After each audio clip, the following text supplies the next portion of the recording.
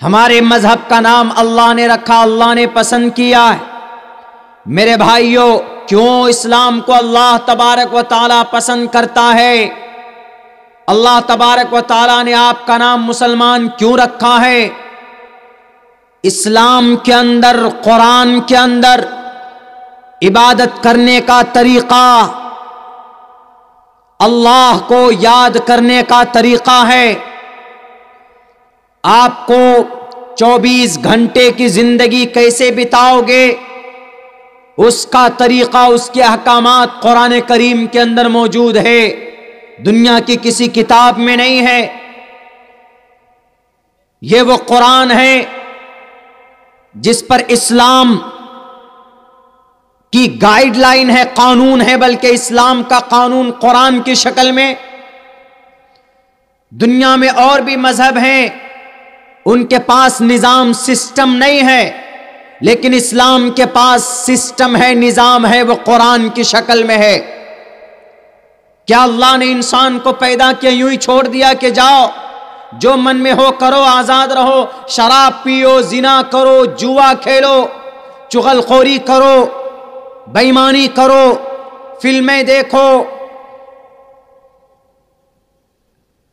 اللہ نے ایسا نہیں کیا ہے، بلکہ اللہ تبارک و تعالیٰ نے قرآن نازل کیا اور یوں کہا کہ اے لوگو، مجھے ایک مانو، میں ایک اللہ ہوں، مجھے مانو، میری عبادت کرو اور کسی کی نہیں۔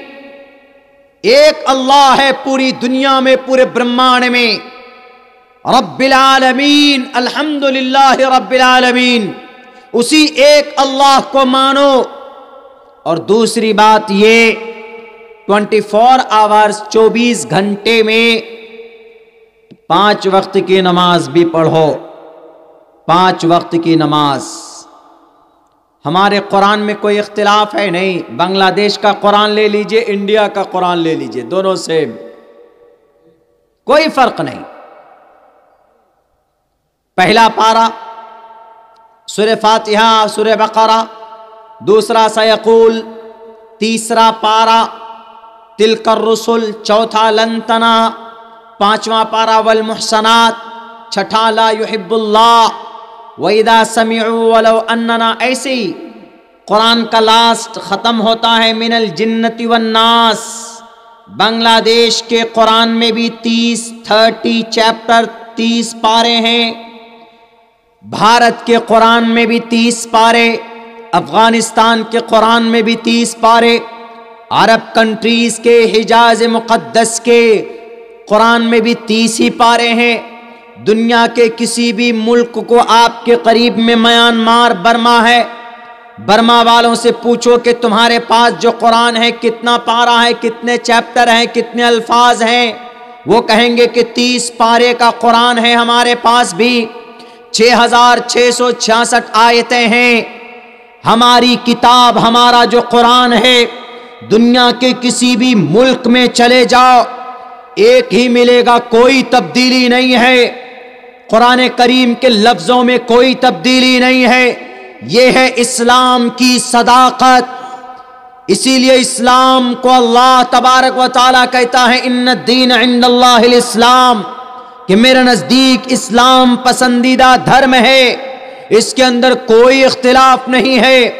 ہمارے انڈیا کے، ہمارے بھارت کے ہندو بھائی جو ہیں، وہاں کے جو پی ایم صاحب، سی ایم صاحب، M L As, M P صاحب ہیں، ان کے خداؤں میں فرق ہے۔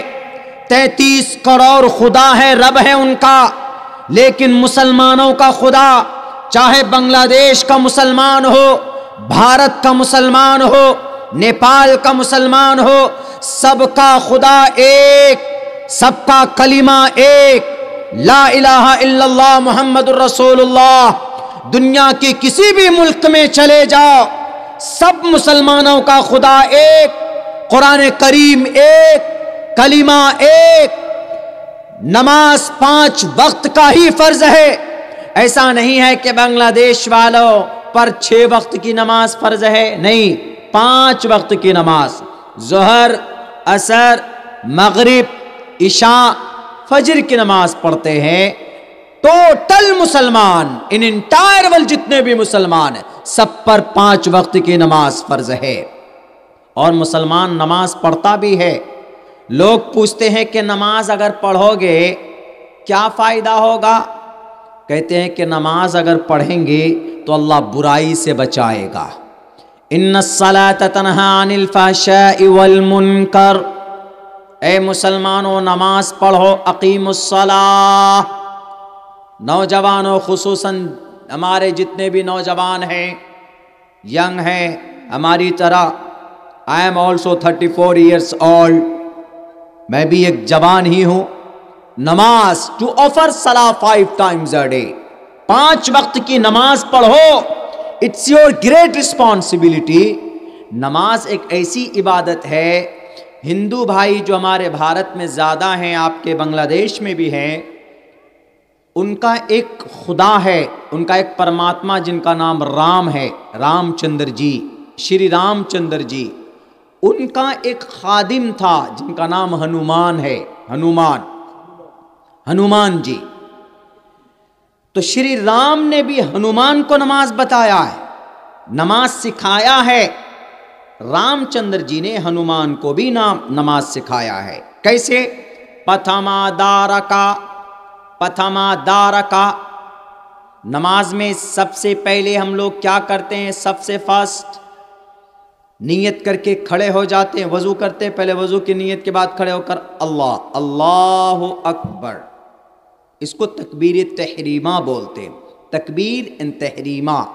اسی کو سنسکرت میں ہنومان جی کو شری رام نے کہا پتھما دارکا, سیدھے کھڑے ہو جاؤ, تکبیر تحریمہ کہو.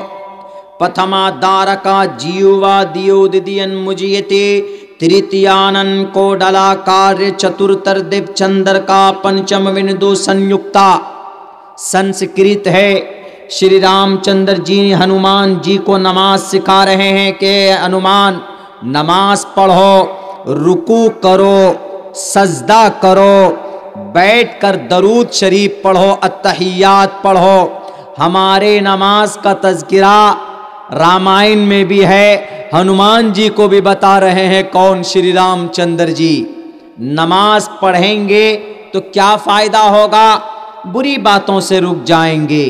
کون کہتا ہے؟ اللہ کا قرآن کہتا ہے ان الصلاۃ, بے شک نماز, ان الصلاۃ تنہا عن الفحشاء والمنکر, بے حیائی اور بری بات سے نماز روکتی ہے. اگر کوئی چور ہے, چوری کرتا ہے, تو وہ نماز پڑھے پابندی کے ساتھ, انشاءاللہ چوری نہیں کرے گا. وہ اللہ کے نبی علیہ الصلاۃ والسلام کے دربار میں ایک صحابی نے آ کر شکایت کی کہ اے محمد الرسول اللہ, فلاں آدمی چوری کرتا ہے. تو اس شخص اللہ کے نبی علیہ الصلاۃ والسلام نے کہا کہ ٹھیک ہے, جاؤ 1 مہینے میں آنا, وہ نماز پڑھتا ہے نا. تو اللہ کے اس آدمی نے کہا کہ ہاں نماز پڑھتا ہے. 1 مہینے کے بعد آ کر پھر آدمی وہ کمپلین کرتا ہے کہ اللہ کے نبی اے محمد رسول اللہ, اس نے چوری چھوڑ دی ہے. اللہ کے نبی علیہ السلام نے کہا کہ نماز پڑھتا ہے وہ, اور نماز کی یہ خاصیت ہے کہ اگر بری عادت کسی کے اندر ہے تو وہ بری عادت, نماز اس کی بری عادت کو ختم کر دیتی. اس لیے میرے نوجوانوں, اپنی زندگی میں نماز پڑھنے کی کوشش کرو. اپنی جوانی کو یوں ہی ختم مت کرو, برباد مت کرو. کل قیامت میں اللہ تبارک و تعالی عمر کے بارے میں سوال کرے گا نا, وَعَنْ عُمْرِهِ فِيمَا أَفْنَا, پوری عمر کہاں بتا کر آئے. سوال ہو گیا, پوری عمر کے بارے میں سوال ہو گیا تو بات ختم. لیکن نہیں, اللہ پوچھے گا وَعَنْ شَبَابِهِ فِيمَا أَبْلَاهُ, اپنی جوانی جو تم جوان تھے اس کو کہاں پرانا کر کے آئے. جوانی کے بارے میں پوچھے گا آپ سے. جوانی مطلب 14 سال کی عمر سے لے کر تقریباً 50 سال, 14 years and to 50 years, یہ بیچ میں جو یہ زمانہ ہے یہ جوانی کا ہے. اور قیامت میں اس کے بارے میں، قیامت کے دن حشر کے میدان میں اس کے بارے میں آپ سے پوچھے گا کہ اے مسلمانوں، اے جوانوں، اے ہمارے ینگ بلڈ، اے جنریشن کے نوجوان طبقہ، ذرا بتاؤ تم اپنی زندگی میں نماز پڑھتے تھے کہ نہیں پڑھتے تھے؟ تب کیا جواب دو گے؟ حضرت علی کتنی عمر میں ایمان لائے؟ 12 سال کی عمر میں۔ 12 سال کی عمر میں حضرت علی نے اسلام کا جھنڈا تھاما تھا۔ ابو جہل کا خاتمہ کس نے کیا؟ معاذ اینڈ معوذ۔ عمر کتنی تھی؟ ایک کی عمر 13 سال 13 ایئرز، 10 میں 3 13 سال، اور دوسرے کی عمر 14 سال۔ بچے، اور ہمارا 14 سال کا بچہ، 15 سال کا ہمارا لڑکا نہ نماز پڑھتا ہے، نہ ان کو سورہ فاتحہ یاد ہے، صرف گانا سنتے ہیں کانوں میں لیڈ لگا کر۔ فلمیں ریلیز ہوتا ہے، وہ بھارت کے شاہ رخ خان کا پٹھان تو وہ دیکھتا ہے موبائلوں میں، نماز نہیں، قرآن پڑھنا نہیں جانتے۔ فیس بک میں جناب، فیس بک، موبائل کھولیں گے ایک دم فیس بک پہ چلے جائیں گے، موبائل دیکھیں، فلمیں ملیں گے، پورے گانا ملے گا۔ یاد رکھو، اگر موبائل کو استعمال کرتے ہو گانا سننے میں، اگر موبائل کے اندر آپ کا گانا ہے، اگر موبائل میں آپ کی موویز ہے، فلمیں ہیں، تو یہ موبائل آپ کے پاکٹ میں رکھنا گناہ ہے۔ اللہ کہتا ہے وَمِنَ النَّاسِ مَن يَشْتَرِي لَهْوَ الْحَدِيثِ لِيُضِلَّ عَن سَبِيلِ اللَّهِ۔ یہ موبائل لگا کر کان میں لیڈ لگا لیتے ہیں، گانا سن رہے ہیں، ہل رہے ہیں، مزے میں ہیں۔ ادھر اذان ہو رہی ہے، کوئی خبر نہیں، ادھر نماز ہو رہی ہے، کوئی خبر نہیں۔ اللہ نے کس لیے آپ کو جوانی دی تھی؟ اللہ نے کس لیے آپ کو منی کے ناپاک قطرے سے آپ کو پیدا کیا؟ جوانوں بولو، آج قرآن کریم کو مٹانے کی کوشش کی جاتی ہے، اذان پر پابندی لگتی ہے، آج نماز کے اوپر پابندی لگتی ہے دنیا کے اندر۔ محمد الرسول اللہ صلی اللہ علیہ وسلم کی زندگی کو غلط بتایا جاتا ہے، ہم جواب نہیں دے پاتے ہیں، ہماری زندگی میں نماز نہیں ہے۔ کیوں اللہ نے ماں کے پیٹ سے دنیا میں بھیجا آپ کو؟ کس لیے بھیجا؟ کم سے کم نماز تو پڑھو، نماز پابندی سے پڑھنی چاہیے۔ اگر کوئی نماز نہیں پڑھتا ہے، نماز جان بوجھ کر چھوڑ دیتا ہے، نہیں پڑھتا ہے، اللہ کے نبی علیہ السلام فرماتے ہیں من ترک الصلاة متعمدا فقد کفر۔ جو آدمی جان بوجھ کر نماز کو چھوڑتا ہے، گویا اس نے کافروں والا عمل کیا، کفر کے دروازے تک پہنچ جاتا ہے۔